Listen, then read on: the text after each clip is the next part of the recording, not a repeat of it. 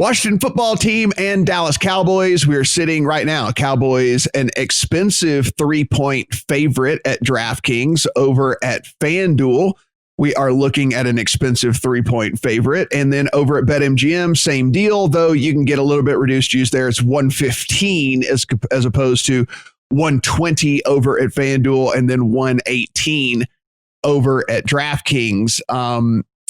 Brad, let's start here with you on this one and tell me about this Cowboys team that we saw this past week that was able to beat outright the Minnesota Vikings.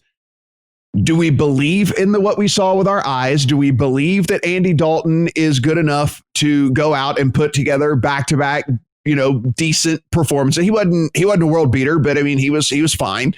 And do we think that this defense is maybe just good enough to limit the damage that the Washington football team can do? So I think the book on Andy Dalton, as we've spoken about, is if he's blocked up well, if the offensive line can protect, then he's going to be fine. And if he's not protected, then he's going to be a car crash, like we saw the first time when these two teams played. I think it was 25-3 Washington in the end. So that game closed pick'em. So, even if we give 1 point for home field each side, I don't really know how we get to this current number of Cowboys -3. I think that is probably an overreaction to beating the Vikings. And just that game, we know the Vikings don't have a pass rush. They've traded everyone. They've got rid of everyone, and they're winning with scheme, with blitzes, and sort of trying to disguise coverages, which is perfect for Dalton. He's seen all that, and as long as there's not pressure in his face quickly, then great. He went 22 for 32, 6.3 yards per attempt, and obviously his receivers helped him out. But that's not going to be the case this week. This Washington defensive line is very, very good. They already shredded the Cowboys in the first matchup. Second in adjusted sack rate for the year. So I think it's going to be more of what we saw in the first matchup, to be honest. The Cowboys kicked out their tackle.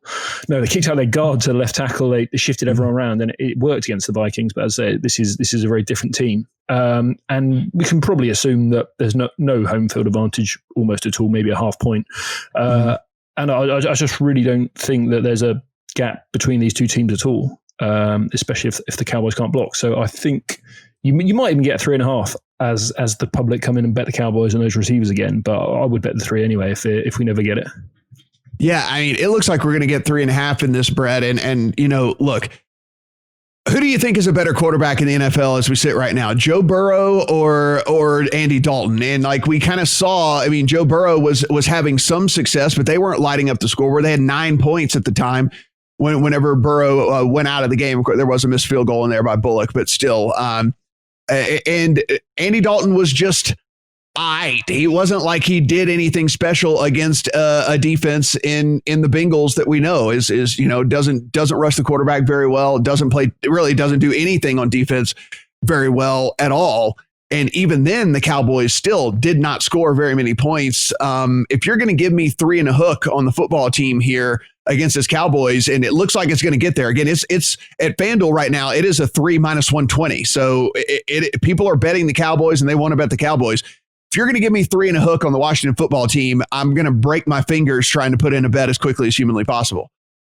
Yeah, I'm with you. I mean, well, first of all, this is a very different spot than the last time these two teams played. I fell into the trap in that one. It was Dalton's first start. I saw it as a market overreaction to the Dak Prescott injury, and then Washington absolutely obliterated that Dallas offensive line.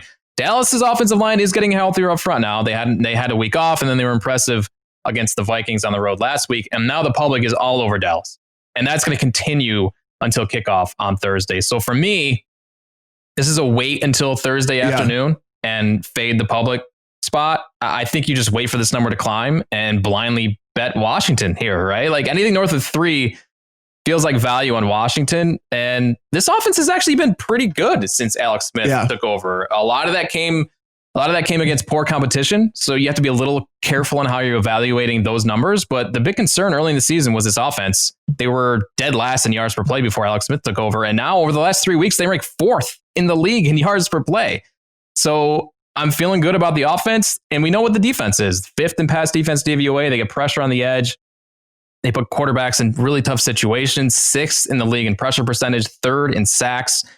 Dallas is healthier on the offensive line, but this is still not the line we came to know over the years. And I think this is, if this does get to 3.5, and it will, I think this is a great spot for Washington. Yeah, same with me. The total is at 45.5 at BetMGM, which is a full point lower than you're getting at FanDuel. I don't think the Cowboys are going to get shut out by any stretch of the imagination, and I think the football team is going to score as well. I kind of have a slight lean to the over 45.5 too. Like, I think there could be some points scored in this game. Like, not a shootout. We're not looking at both teams in the 40s, but both teams in the high 20s doesn't seem really out of the realm of possibility here for me. So less confident in that than I am in the 3 and a hook on the football team, but I do at least lean towards the over of 45.5.